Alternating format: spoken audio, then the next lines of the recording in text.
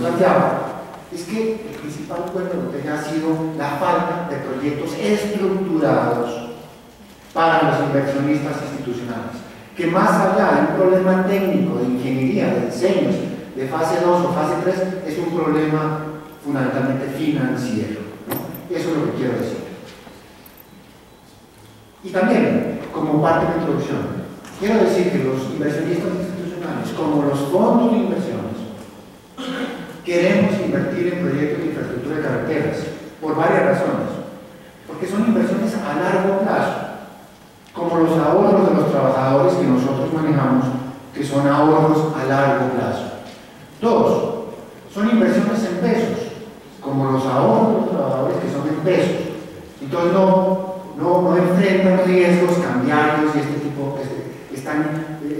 las monedas están calzadas, por definición. Tres, son inversiones que pueden tener muy buenos retornos, ¿no? Que están cubiertos contra la inflación. Eso se puede lograr. Y finalmente, porque al tiempo que pueden beneficiar a los trabajadores, ¿no?, en sus capitales que van formando para su jubilación, también le pueden ayudar al país con una infraestructura adecuada. En este orden de ideas, entonces, voy a desarrollar 5 puntos, muy rápidamente. 1. Demanda de proyectos de infraestructura. Pues aquí tengo una arsenal de cifras, no se las voy a mencionar todas, pero simplemente lo que ya sabemos y lo hemos mencionado en tantas partes. La demanda de proyectos de infraestructura está muy quedada. Por ejemplo, la red arterial pavimentada por 1 millón de habitantes. Estamos de penúltimos. En la lista de los grandes países de América Latina estamos por detrás de Bolivia, por detrás de Perú, lejísimos de Argentina y de Venezuela. Segundo, la oferta de recursos, ¿no? La oferta de recursos. Aquí tengo las cifras, por ejemplo, del portafolio, de las inversiones del portafolio de todo el sector financiero, ¿no?, que son el tipo de inversiones que pueden dirigirse hacia los proyectos de infraestructura. En el año 95, este portafolio era menos de 8 billones de pesos. Hoy en día son 382 billones. Es un país distinto, ¿no? Esta gráfica muestra cómo ha cambiado este país para bien.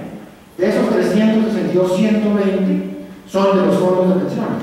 ¿La diferencia dónde está? Las inversiones de portafolio, no préstamos, inversiones de portafolio de los bancos, de las compañías de seguros, de las fiduciarias.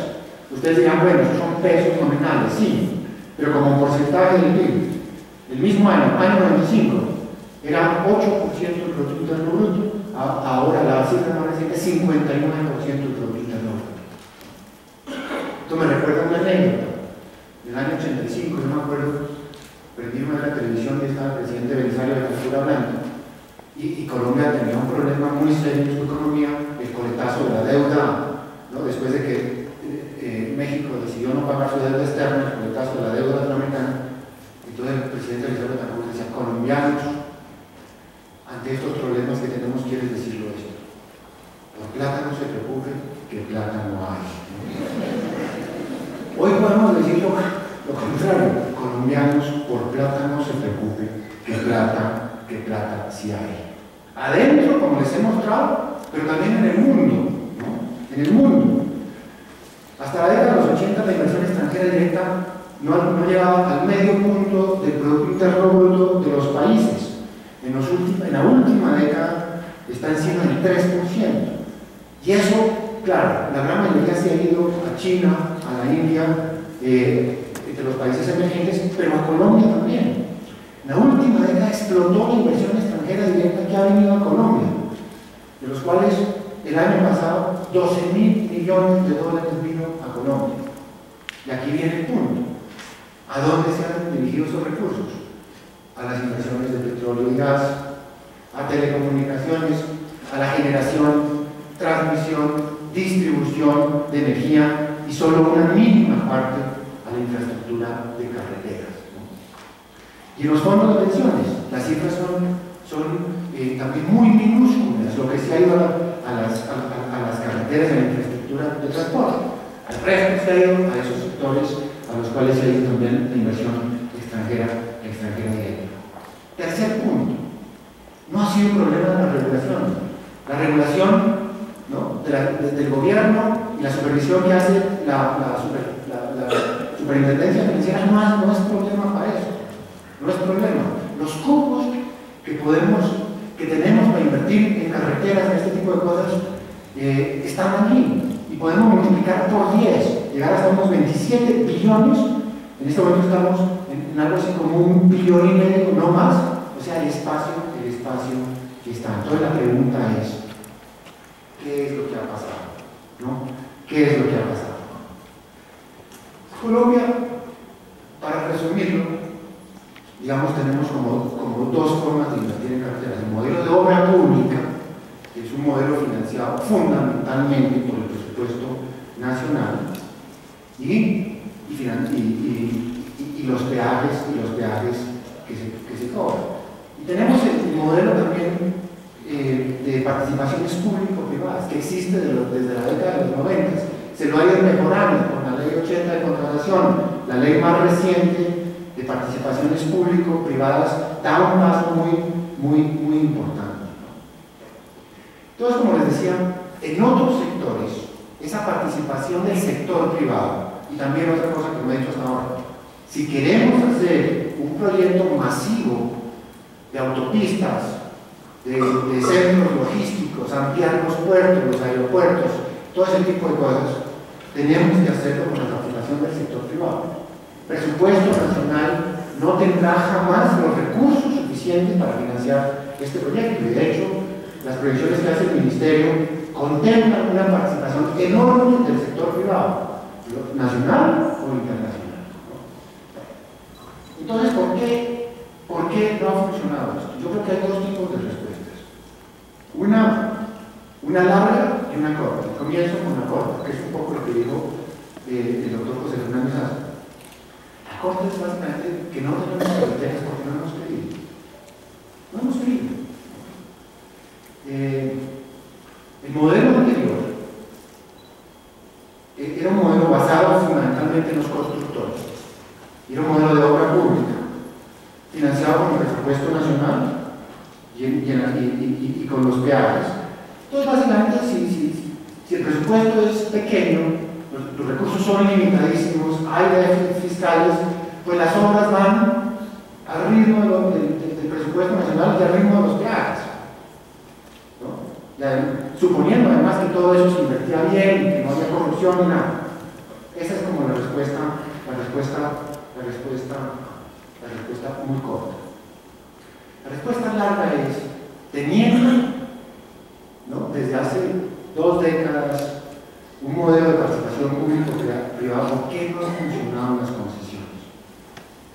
Y lo que quiero decir es que las concesiones no han funcionado porque no se han estructurado bien los proyectos en la práctica. En teoría han estado bien. En la práctica, y voy a entrar a la regular del argumento, no ha funcionado por las siguientes razones. Primero, porque ha habido un monto exagerado de entregas y anticipos. Un país como Chile, yo voy a Chile por motivos de mi trabajo, a la Junta Intervial. Intervial es la empresa de ISA, que es la principal concesionaria de carreteras en ese país. En Chile y en otros países, a usted no le entregan anticipos sino contraídos contra obra. El gobierno ya ha solucionado este problema. De hecho, desde el gobierno anterior, con la Ruta del Sol, eso es cierto, y es de esperar de que de ahora en adelante solo se entreguen recursos contra hitos ya realizados y que no haya anticipos. Segundo, ya se ha mencionado acá, una exagerada renegociación de los contratos. Gente que ha ganado un concurso y a los 2 meses, ¿no?, le han renegociado el contrato. Tercero, una costumbre exageradísima de hacer adiciones y en montos gigantescos. Cuarto, interventorías que no funcionan y que no han funcionado. Más aún, por líos judiciales de interventores, muchas obras se quedaron sin interventoría durante largos periodos. Quinto, una debilidad institucional por parte del gobierno, y en esto yo creo que de las entidades públicas para hacer cumplir los contratos. Yo creo que esto se ha corregido muchísimo en este gobierno, pero también quiero decir, y le doy la razón al doctor José Fernando Izaza, que por ejemplo no había necesidad de crear la Agencia Nacional de Infraestructura. Usted lee los términos de referencia del INCO y funcionaban, y son excelentes, ¿no? Es una cuestión de voluntad política y de hacer buenos nombramientos. Pero bueno, ya está la Agencia Nacional de Infraestructura y si se la equipa adecuadamente y se la empodera para hacer cumplir los contratos, yo creo que puede cumplir un buen papel. Sexto, no se ha exigido un grado de inversión mínimo a las compañías de seguros que expiden las pólizas de cumplimiento. Yo creo que esto es una cosa importantísima. Ustedes nunca ven a Alfa o a Seguros Bolívar, ¿no? Emitiendo estas pólizas de cumplimiento. Ustedes ven a otras compañías. No quiero elaborar más en esto, pero se debería exigir un grado de inversión mínimo para que entre las buenas compañías de seguro y hagan la buena diligencia de las estructuraciones de los proyectos. Ya se han mencionado, se han abierto procesos licitatorios sin estudios o con estudios que no son adecuados. Usted necesita buenos estudios para saber cuánto vale una obra, los costos, pero también los riesgos y también la asignación de esos riesgos entre las partes. Ya se ha mencionado, riesgos ambientales, riesgos de compra de predios. Esto ya está inventado. Yo creo que mi plan de desarrollo sería un paso importante, pero el modelo es Chile. Cuando en Chile se abre una concesión, se decide hacer una autopista que se lleva al Consejo de Ministros, el Consejo de Ministros decide que es una prioridad nacional, porque así lo dice la ley, y usted al otro día puede ir a expropiar, expropia y comienza a construir. Eso se va a un arbitraje, ¿no? Pero eso se resuelve después, pero usted comienza inmediatamente a construir una vez el Consejo de Ministros declara eso de prioridad nacional. Ya se mencionó acá, la afectación de redes de servicios públicos, ¿no? Los ejemplos son el aeropuerto de Piales. Están ampliando el aeropuerto de Piales allá en mi tierra, se dieron cuenta de que al ampliar la pista se afecta una red de transmisión de energía de ISA. Entonces viene la pelea de quién paga esa eventualidad. La aeronáutica no quiere pagar, ISA no tiene por qué pagar, nadie sabe, ese tipo de cosas. Y finalmente, los costos y riesgos del reasentamiento de población, como aquí también se ha mencionado. Ahí hay un lío muy grande, porque eso no está claro, incluso se perciben discrepancias al interior del gobierno, entre el Ministerio de Transporte, el Ministerio del Interior, y esto se está volviendo un lío muy complicado. Por C4 se paró básicamente por eso. Cuando hicieron los estudios, ¿no? EPM había hecho los estudios, había que desplazar, pues, no sé, algo así como 6.000 personas, y cuando fueron a ver, habían 62.000 personas. El costo de indemnizar, ¿no? Esa diferencia hizo inviable el proyecto. En el Quimbo está pasando algo parecido. A lo largo, en la Ruta del Sol está pasando, en la fase de Ruta del Sol está pasando eso. ¿Qué se debe hacer entonces? Se deriva de lo que acabo de decir. Antes de abrir los procesos licitatorios, el gobierno debe tener una buena estimación de los costos y los riesgos de los proyectos. Y por supuesto, tener definido quién asume esos riesgos. Los contratos tienen que ser claros en la definición de una serie de cosas. La provisión de recursos públicos, la provisión de capital y el apalancamiento financiero del concesionario, la distribución de los riesgos entre el concesionario y el gobierno, la duración de la concesión. El modelo debe minimizar la posibilidad de renegociación. Yo creo que hay que abrir la participación a los inversionistas extranjeros, que no son necesariamente los constructores extranjeros, sino los inversionistas. En Chile, de las 12 concesiones de carreteras más grandes, 11 son extranjeros, incluyendo ISA, una empresa colombiana que es el mayor concesionario de carreteras. No hay que tenerle miedo a eso. Y se debe dotar al gobierno de instrumentos jurídicos que penalicen severamente el incumplimiento o el atraso de los contratos. Blindar institucionalmente la Agencia Nacional de Infraestructura.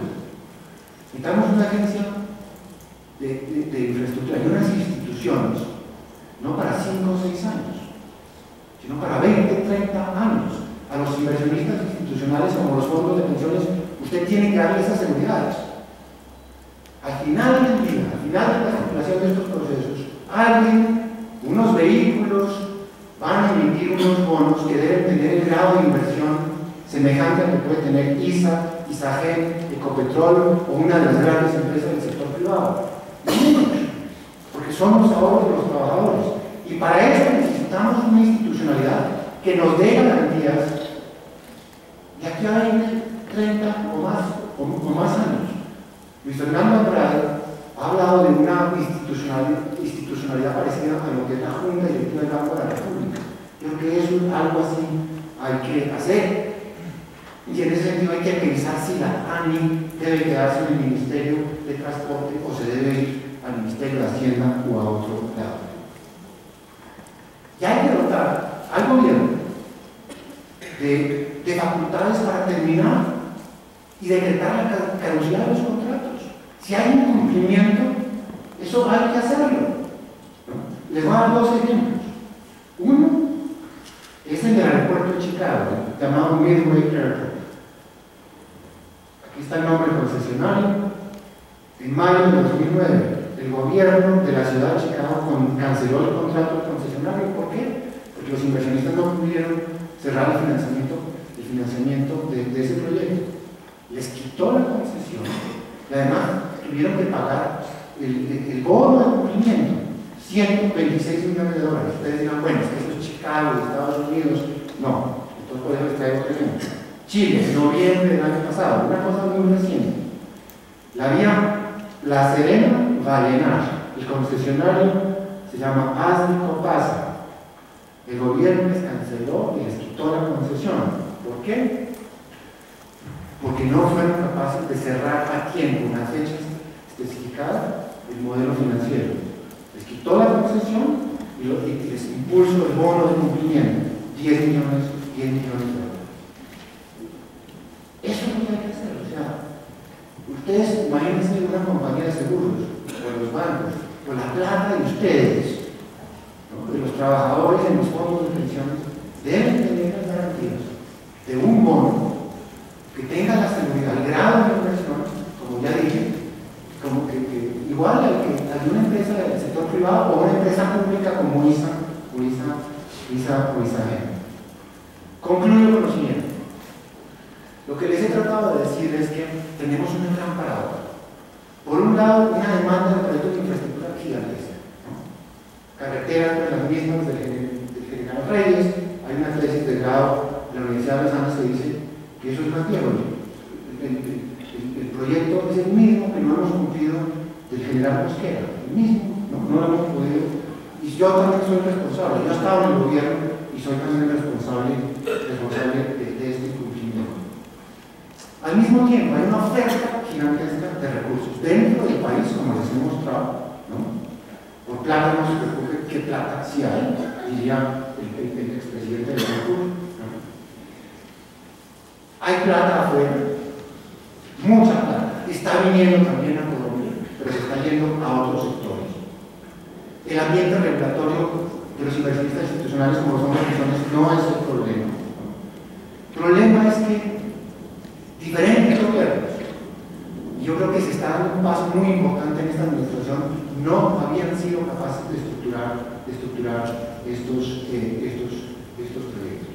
La actual administración ha introducido varias medidas que buscan corregir esos errores, abriendo procesos licitatorios cuando los estudios técnicos están completos, cuando estén bien definidos los costos, los riesgos y sobre todo la distribución de esos riesgos, quién asume qué. Tenemos que penalizar el incumplimiento, por supuesto, no justificado de los contratos, detener el desembolso de fondos públicos antes de la terminación de las obras. Esto puede que implique un sesgo hacia los grandes estructuradores de proyectos y hacia los grandes constructores. Pero yo creo que es un costo que de pronto tenemos que pagar si queremos tener tener una infraestructura y tenerla pronto y bien hecha. Yo admito que puede haber un costo. Tenemos que ser más amistosos a los inversionistas extranjeros, como lo han sido otros países. Y finalmente, blindar institucionalmente a la Agencia Nacional de Infraestructura, pensando que esto no es un problema de aquí a 2 años, 3 años, las próximas elecciones, sino unas inversiones que van a recibir plata de unos inversionistas institucionales como los fondos de pensiones, a los cuales hay que asegurarles una rentabilidad, ¿no? Porque de eso se trata, una rentabilidad que sea adecuada, y eso implica darles unas garantías a 20, 30 o más años. Muchas gracias.